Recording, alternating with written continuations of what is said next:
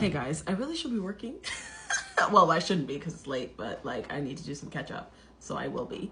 But I'm gonna try and multitask since it's after work hours. Okay, so there have been some interesting comments even on the Canadian identity conversation. I'm gonna read these comments. I'm not gonna put them on the screen. You can follow the thread, but I'm gonna ask that people stay respectful in the comments and don't start a pile-on, please. Okay? So one comment says, I find for the most part Canadians are interested in each other's heritage, but believe anybody who immigrates or was born here is Canadian. Because Canadian is a state of mind, and everyone here descended from someone who moved here at some point. Another person says, if you are born here, you are Canadian. If you come here, you are not Canadian. You are somebody waiting to become Canadian.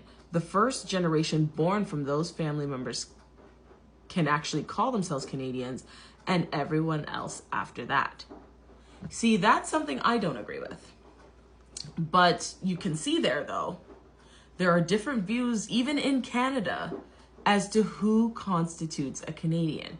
So the Canadian identity gets really complex, right? Some people truly believe that if you weren't born and raised here, you're not Canadian.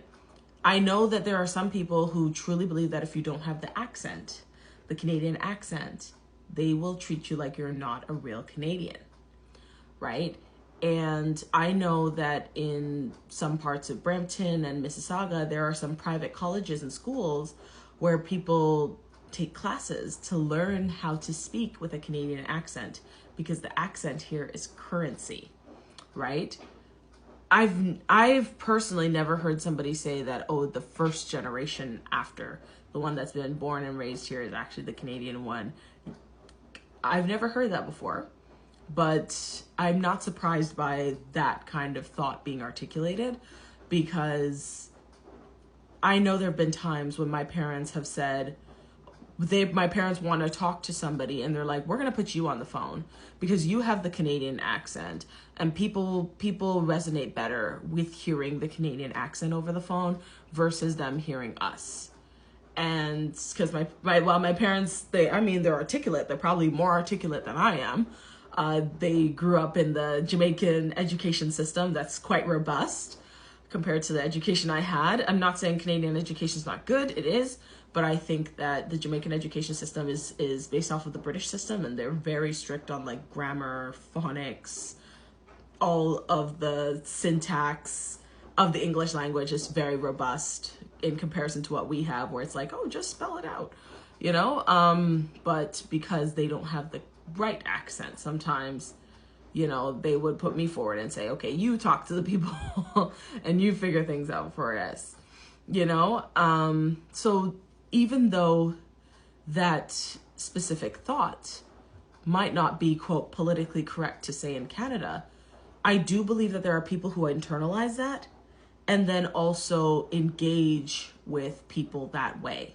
So if they hear a certain accent or they see a certain way that you carry yourself that kind of conflicts with the stereotypical Canadian vibe, that can bring some kind of microaggressions or nuances or just a different way of engaging with you that almost makes you feel a bit othered.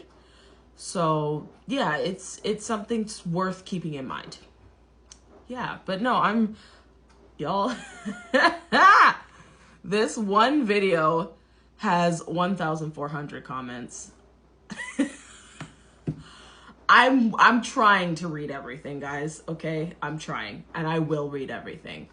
But yeah, you totally keep the comments coming if we can have a productive conversation. Happy to keep talking. But yeah, no, this is good. I'm reading and I'm learning from all of you, so thank you.